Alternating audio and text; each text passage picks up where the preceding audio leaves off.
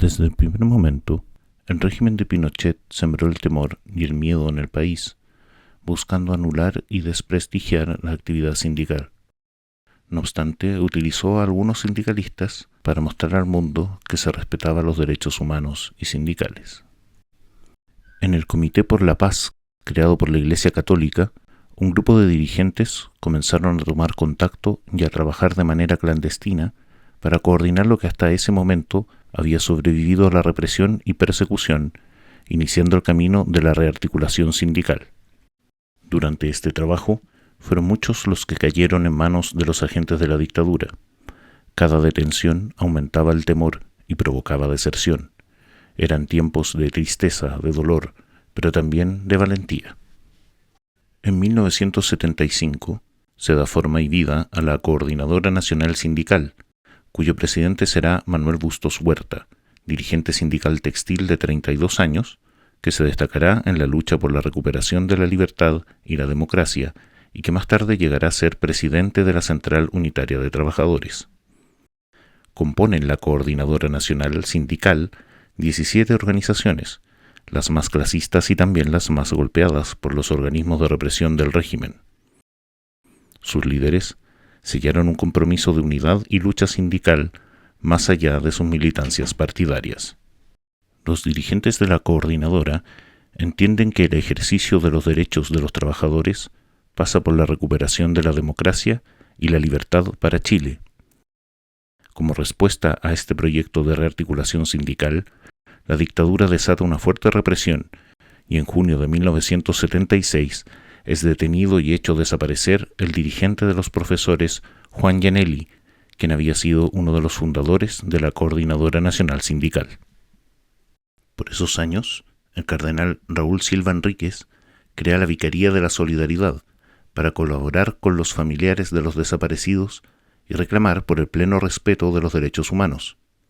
Crea también la Pastoral Obrera, a cargo del sacerdote Alfonso Baeza, gran amigo de los trabajadores, quien colaborara con el fortalecimiento del sindicalismo y en la formación y educación sindical. El cardenal Silva Enríquez fue el primero en levantar una voz por los derechos humanos y visitar a los presos políticos en el Estadio Nacional, para llevar una voz de esperanza y pedir su libertad, y se convirtió en un escollo para el régimen de Pinochet. Hoy, dadas las dolorosas circunstancias que hemos vivido, esta celebración cobra un doble significado. Venimos aquí a orar por los caídos y venimos también y sobre todo a orar por el porvenir de Chile. Los sindicalistas exiliados crearon el Comité Exterior de la CUT para denunciar y promover la solidaridad internacional. El comité se organizará en varios países y llevará a cabo actos de solidaridad con la lucha por la democracia. Será de gran apoyo a la reorganización sindical en Chile. Por su parte, el sindicalismo mundial y las centrales de los países realizaron actos de respaldo a la lucha del pueblo chileno y serán activos en la solidaridad y denuncia de las detenciones y violación a los derechos humanos del régimen de Pinochet. A pesar del peligro de ser detenidos, muchos sindicalistas de distintos países vinieron a Chile a acompañar la lucha sindical y también recibieron en sus países a los compañeros exiliados. El sindicalismo chileno no estuvo solo, sintió de cerca la solidaridad internacional de todas las centrales de los países. Se llevaron a cabo gestos de reconocimiento a la lucha sindical chilena, entregando en 1989 a 2 líderes sindicales en Estocolmo, Suecia, el Premio por la Paz y la Libertad del movimiento obrero sueco, así como el título de Gran Commendatore del sindicalismo italiano. El 1 de mayo de 1978, la coordinadora hace su primera aparición pública, desencadenándose una feroz represión de los agentes del régimen, que allanaron varias sedes sindicales. Por esa época, la dictadura prepara su proyecto refundacional neoliberal. El ministro del Trabajo, José Piñera, deroga un gran número de artículos del Código del Trabajo e impone el decreto 2200, el que más tarde será incorporado al Plan Laboral eliminando de la ley laboral muchas conquistas de los trabajadores chilenos. Entre otras, se modifica la ley de organizaciones sindicales para que se cree más de un sindicato por empresa y tantas federaciones o confederaciones con un quórum muy bajo, en un claro intento por fragmentar el sindicalismo. En 1980, la dictadura, en un plebiscito fraudulento, sin padrón electoral, impone la constitución política elaborada por ellos mismos, entregando a Pinochet todo el poder. El expresidente Frei Montalva llama a un acto en el Teatro Caupolicán, criticando en su discurso la falta de democracia, lo que le costará caro años después. En 1981, la dictadura instaura por la fuerza la reforma previsional y se impone la privatización de los fondos de pensiones con la creación de las AFP. Luego vendría la privatización de la salud a través de las ISAPRES, el debilitamiento de la educación pública, la supresión de los colegios profesionales y los tribunales del trabajo. Así, de una plumada y por decreto, se destruyen más de 50 años de lucha social y sindical, pasando de un Estado protector a un Estado simplemente subsidiario. En este contexto, los dirigentes de la coordinadora sindical llaman al país a exigir la derogación de las leyes laborales y a formar un frente político y social para la recuperación de la democracia, y presenta al régimen el Pliego de Chile. La respuesta al pliego fue el encarcelamiento de sus dirigentes, Manuel Bustos, Alamiro Guzmán, Arturo Martínez, Manuel Jiménez, Sergio Freyhofer, José Verazay, Carlos Opaso, Luis Suárez, Humberto Vergara y Hernán Jofré. El encarcelamiento de los dirigentes genera un amplio comité de solidaridad encabezado por personas connotadas, a lo que Pinochet responde con la expulsión del país para 4 de ellos. Por esos años, la dictadura ya había instalado el modelo de capitalismo neoliberal, lo que en 3 años llevó al país a una crisis económica generalizada. El desempleo, por ejemplo, llegó a más del 30%. El régimen crea el Programa de Empleo Mínimo y el Programa para Jefes de Hogar, los tristemente famosos PEM y POG, con lo que mantenía a los cesantes ocupados sin protección social y con salarios miserables. La apertura al comercio exterior llevó a la quiebra a gran parte de la industria nacional. Mientras las vitrinas estaban llenas de productos importados, la gente no tenía con qué comprar. La quiebra de las industrias nacionales marca el inicio del fin del sindicalismo industrial tan poderoso en las décadas anteriores, tan unido, organizado y con clara conciencia de su rol en la sociedad. En ese marco de cesantía y pobreza surgen diversas expresiones sindicales, el Grupo de los 10, lo que más tarde se convertiría en la Unión Nacional de Trabajadores, y el Frente Unitario de Trabajadores, representativos del descontento con el régimen. La dictadura aplicó una feroz represión a estos intentos de organización sindical. Tucapel Jiménez hace un ferviente llamado a los trabajadores y al pueblo de Chile e inicia los primeros contactos entre la coordinadora y las demás organizaciones sindicales. Este atrevimiento le costará caro. El 25 de febrero de 1982, agentes del Estado asesinan brutalmente a Tucapel Jiménez, dirigente de los empleados fiscales ANEF. Porque esto no hará otra cosa que levantar los ánimos más para luchar contra el crimen y la injusticia. Queda en evidencia que la unidad de los trabajadores representa un peligro real para la supervivencia del régimen. En diciembre de ese mismo año, en un acto convocado por la coordinadora en la Plaza Artesanos, la dictadura saca a la calle los llamados gurkas, agentes de civil que golpean brutalmente a los manifestantes. A raíz de esa manifestación, son expulsados del país Manuel Bustos y Héctor Hugo Cuevas, dirigente de la construcción, que solo podrá regresar al país a morir de un cáncer el año 1984. En medio del horror y la incertidumbre, la lucha del sindicalismo sigue adelante, y el 11 de mayo de 1983, a consecuencia de una proclama hecha por algunos dirigentes en la revista Análisis, se constituye el Comando Nacional de Trabajadores, el que será presidido por Rodolfo Seguel.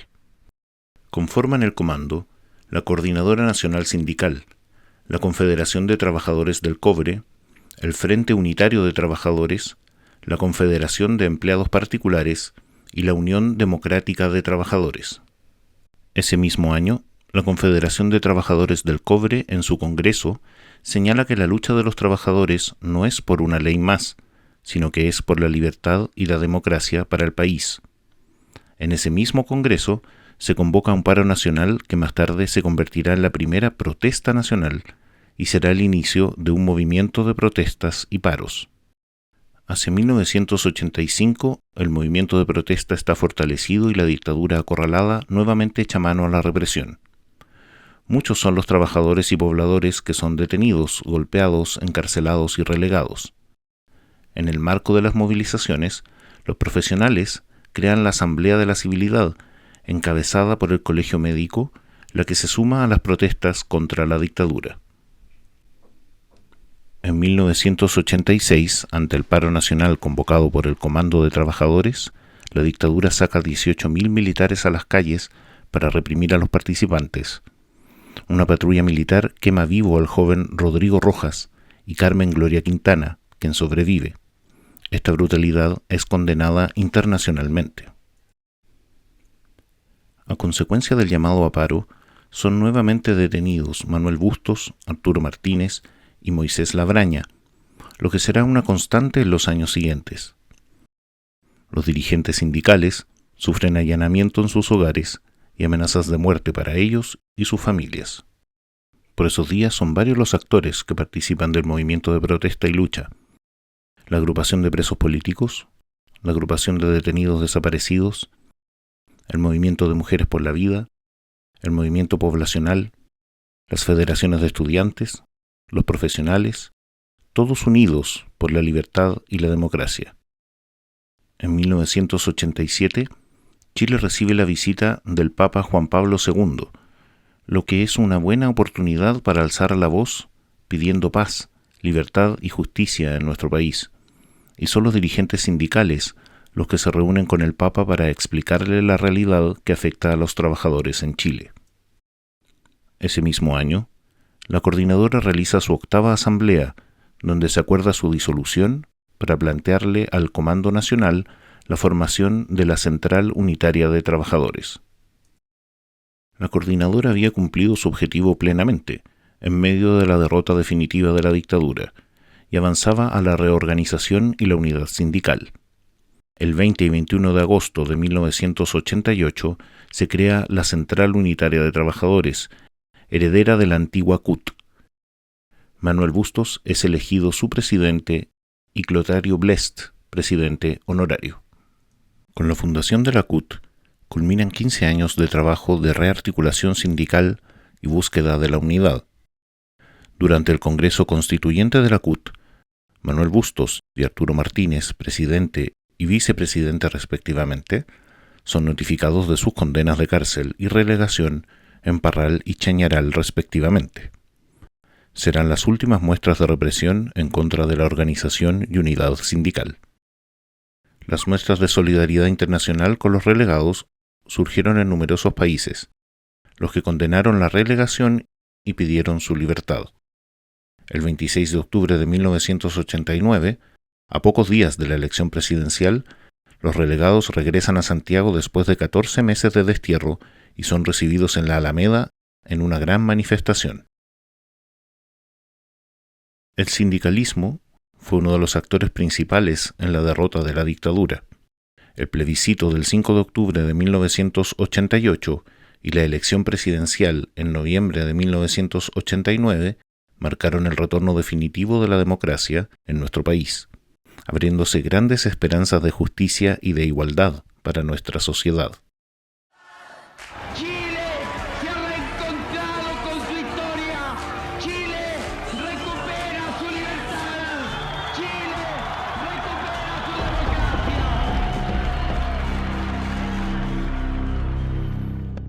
El 11 de marzo de 1990, asume como presidente de Chile don Patricio Aylwin y deberá gobernar al país con los enclaves autoritarios de la Constitución del 80, con senadores designados y con el mismo Pinochet de senador vitalicio. la Concertación de Partidos por la Democracia se había comprometido a revisar y cambiar todas las leyes y decretos impuestas por la dictadura en el plano laboral y social, compromiso que no se cumplió, primando más los criterios de manejo macroeconómico por sobre la demanda social. En la central, prima el respaldar el proceso de instalación de la democracia por sobre la exigencia de cambios sociales y políticos, lo que provoca un fuerte debate interno en la dirigencia de la central, con acusaciones cruzadas de coludirse con el gobierno, mientras se replica que se quiere utilizar al sindicalismo para hacer oposición. Al inicio de la década del 90, la transformación de la economía se hace notar y será determinante en el futuro sindical. Las industrias nacionales, una a una, fueron desapareciendo y dando paso a una economía basada fundamentalmente en los servicios. La década de los 90 será de difícil convivencia en el interior de la central. Se cerrarán las minas de carbón y desaparecerá la industria pesquera, con fuerte impacto en la cesantía, y dando paso también a empleos de sobrevivencia por cuenta propia, lo que hoy se conoce como emprendimiento, donde la seguridad social está ausente. El potente sindicalismo industrial ha quedado en el pasado y sufre su transformación al empleo de servicios, que es precario, escaso y mal pagado, y ya se ha instalado la práctica del subcontrato y la externalización del trabajo. De la gran empresa que antes conocimos, pasamos a muchas razones sociales, que prestan servicios y donde los trabajadores no son contratados por la empresa matriz, fragmentando y dificultando la organización sindical. En esta nueva realidad, el sindicalismo ve disminuida su fuerza y sus organizaciones intermedias, como federaciones y confederaciones, se han debilitado. Contribuye también el consumismo que propicia la economía de mercado. En los primeros años de la década del 90, la relación de la CUT con los gobiernos de la Concertación se reduce a una cuestión formal, y su compromiso con la democracia la ha llevado de una u otra forma a avalar un modelo económico que no incluye la problemática de los trabajadores. En 1996, la CUT manifiesta su mayor grado de crisis interna, provocada por un fuerte intervencionismo de los partidos políticos en sus decisiones y en la composición de su directiva, particularmente en la elección de su presidente. En 2 años, se cambian 2 veces sus directivas, generando un debilitamiento que afecta a toda la estructura sindical. En 1998 muere Manuel Bustos, quien había sido elegido diputado un año antes. Su legado de entrega y compromiso por la libertad y la democracia permanecerá por siempre.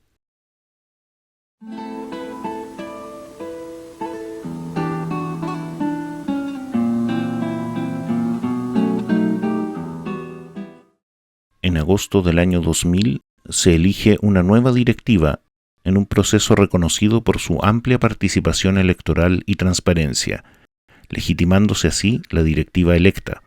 Arturo Martínez es elegido presidente. El 1 de mayo del año 2001 son más de 25.000 personas las que participan de la convocatoria y el año 2002 son más de 50.000 las que se movilizan en Santiago, realizándose actos masivos en todo el país, iniciándose un intento por la recuperación sindical, al menos en su convocatoria. El año 2002 se presenta al país la demanda por un Chile justo, señalando las reformas que se requieren en materia laboral, económicas y sociales para avanzar a un desarrollo con equidad y justicia social. El 13 de agosto del año 2003, en una clara señal de autonomía e independencia sindical, se convoca al paro nacional, articulando acciones en diversas ciudades del país, lo que no es bien visto por algunos sectores de los partidos de gobierno. En 2004, bajo el gobierno de Ricardo Lagos, se presenta al Parlamento la nueva Judicatura Laboral, la que se aprueba ese mismo año, terminando con juicios laborales que duraban años en los tribunales e instalando la justicia oral de corta tramitación. Se aprueba la Ley de Seguro de Desempleo, el seguro de invalidez y sobrevivencia, que se carga a costo del empleador. La movilización y lucha sindical tuvo sus logros. Los años venideros serán de gran desafío para el sindicalismo, el que tendrá que enfrentar un trabajo de recuperación y unidad en medio de un liberalismo salvaje, que niega los espacios de participación y que potencia el crecimiento económico por sobre los derechos sociales. Este esfuerzo de recuperación sindical se da en un cuadro de fragmentación de la empresa y del sindicato, de penetración de la cultura del individualismo y desvalorización del trabajo. La economía de servicio ha incorporado a la mujer en condiciones de explotación, desigualdad y maltrato laboral, en particular por los intermediarios entre el capital y el trabajo. La matriz de contratación ya no es solo la empresa mandante, pues son los prestadores de servicio quienes contratan. Estos intermediarios, que muchas veces son filiales de la principal, son finalmente los que se quedan con una parte importante del valor del trabajo, mientras los trabajadores pagan los costos en bajos salarios, falta de protección social y malas condiciones de trabajo. En este nuevo escenario político, social y económico, la mayoría de los sindicatos vive su propia realidad en el interior de las cuatro murallas de la empresa, alejado de los temas país, y la tasa de sindicalización se ha estancado. Con la nueva economía, aparece también una clase empresarial que busca reducir los costos del trabajo con bajos salarios y malas condiciones laborales en una sociedad de consumo que genera graves injusticias. Tras 4 gobiernos de la Concertación, en 2010 gana las elecciones y se instala un gobierno de derecha con Sebastián Piñera en la presidencia. El sindicalismo nacional levanta sus demandas sociales y políticas bajo la consigna de que Chile debe ser distinto, y convoca a paro nacional. Por el año 2011, los estudiantes están movilizados y hacen coincidir sus convocatorias con las del sindicalismo, copando las marchas e invisibilizando la movilización sindical. El gobierno de Piñera no genera cambios en lo laboral y da paso a un segundo gobierno de Michelle Bachelet en una coalición llamada Nueva Mayoría. El gobierno de Bachelet lleva a cabo una reforma laboral negociada con el sector empresarial, estableciendo servicios mínimos durante la huelga, y que la empresa mandante pueda contratar a otra empresa contratista en caso de huelga, lo que divide las opiniones en el interior de la central. La intervención de algunos dirigentes de partidos políticos en la elección de la central, promoviendo acuerdos para su directiva y su presidencia, además de las malas prácticas de falsear datos para ganar elecciones, genera nuevamente una crisis, esta vez imposible de administrar. Esto provoca la salida de un número importante de organizaciones, cuyos dirigentes abandonan la CUT.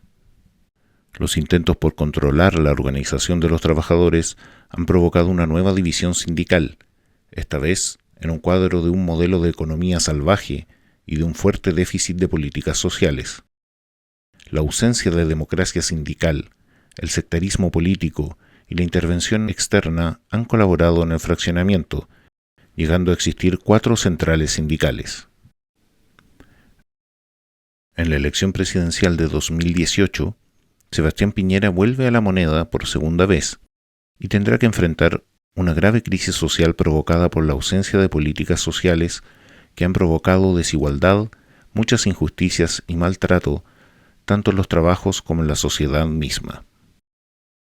En octubre del mismo año, un grupo de estudiantes secundarios dan el inicio a lo que se conoce como estallido social, movilizaciones masivas con marchas multitudinarias pocas veces vistas en todas las ciudades de Chile, que remecen las estructuras del poder político y asusta a los sectores dueños del poder económico. Por esos días nadie ponía en duda la validez del reclamo por mejoras económicas y sociales. La clase empresarial hacía mea culpas y la clase política estaba disponible a hacer reformas, las que no eran por convicción. Era el miedo lo que los hacía estar disponibles, y cuando todo pasó, volvieron a lo mismo y negaron sus promesas. La falta de conducción, la ausencia de liderazgos que representaran y canalizaran las demandas, y la intervención de grupos violentistas, sumado a la delincuencia, fueron debilitando y terminando con la movilización. En este hecho histórico que Chile no debe olvidar, el sindicalismo no estuvo para aportar conducción y los grupos violentos se apoderaron de un proceso que pudo haber cambiado en algo la vida de muchos chilenos y chilenas. Hoy los mismos que se escondían y estaban aterrados se refieren peyorativamente llamando octubrismo a un hecho legítimo que hizo visibles las demandas de un pueblo que no fue escuchado y que nuevamente quedó frustrado en su aspiración de justicia. La salida a esta crisis fue la propuesta de reforma constitucional, con la que por primera vez se podría cambiar la Constitución que la dictadura instauró en 1980. Los ciudadanos eligieron los constituyentes y la izquierda radicalizada tuvo la oportunidad de demostrar seriedad y responsabilidad y hacer una propuesta pensando en el país y no en su ideología, pero no supo y no pudo, y terminaron propinándose una gran derrota y frustrando las esperanzas de miles de chilenas y chilenos. El fracaso de la propuesta permitió que los sectores de la extrema derecha lograran ser elegidos para una nueva propuesta de cambio constitucional, los que tampoco se resistieron a imponer su proyecto excluyente y conservador, lo que finalmente fue rechazado. Si algo positivo se puede leer de este proceso, es que los chilenos y chilenas no quieren extremos y quieren vivir en paz, pero con democracia y derechos. Ha quedado claro que los movimientos sin dirección terminan siempre siendo utilizados por los grupos violentistas, que terminan haciendo el juego a quienes mantienen el modelo de injusticia. Durante los últimos años, Chile ha cambiado profundamente. El país se ha modernizado, la tecnología ha facilitado la vida de las personas, pero la otra cara de Chile nos muestra mayor desigualdad, aumento de la pobreza, más campamentos. El trabajo es más escaso, hay malas condiciones laborales, bajos salarios, carestía de la vida, bajas pensiones, muchas personas sin seguridad social y demasiado empleo informal. Unos pocos concentran la riqueza, mientras otros viven endeudados. El modelo económico hace más rico a los ricos, mientras la gente vive endeudada. La clase política está polarizada, su debate es contestatario y alejado de los problemas de la gente. La política es mal evaluada y los actos de corrupción se han extendido a las instituciones públicas y privadas. Bajo este escenario adverso y con una clase empresarial revanchista, hay trabajadoras y trabajadores que constituyen sindicatos y dirigentes sindicales que encabezan las demandas económicas y sociales en las empresas. Muchos líderes sindicales se la juegan a diario por representar a sus compañeros y tienen claro que para hacer posible el trabajo decente, salarios justos y derechos sociales, se requiere un país mejor con democracia de los derechos. No son pocos los líderes que entienden que no basta con defender lo que antes se logró, que es necesario aunar fuerzas para pasar a la ofensiva, levantando las demandas y por revertir el discurso empresarial que busca convencernos de que para dar empleo hay que sacrificar los derechos laborales. A pesar del clima hostil, muchos sindicatos encabezados por sus dirigentes dan sus luchas y son los que mantienen viva la llama sindical, la fe y la esperanza en un futuro mejor, donde la democracia de los derechos sea una realidad. Serán los actuales y los nuevos líderes sindicales quienes conducirán los destinos de las y los trabajadores, que con confianza en que la unidad, la organización y la acción sindical harán posible recuperar el trabajo como fuente de todo valor humano y a quien lo realiza respetado en sus derechos. El camino no será fácil, requiere de líderes hombres y mujeres que se preparen para enfrentar los problemas de esta nueva época y hacer del sindicato una instancia de compañerismo y solidaridad. Tendrán que refundar un proyecto sindical y aprender de la historia para dar forma y vida a un sindicalismo social y político que luche por un derecho laboral y por un país más justo, más igualitario. Un sindicalismo democrático, unido en la diversidad de pensamientos, independiente y autónomo. Por un sindicalismo para y con las trabajadoras y trabajadores. Es ilusorio pretender que el mismo Parlamento va a reformar el binominal, va a hacer la reforma previsional, va a hacer la negociación colectiva o va a hacer la reforma de educación. No, compañeras y compañeros, esto lo cambiamos nosotros, con un Chile organizado de norte a sur, en el Parlamento Social y Político.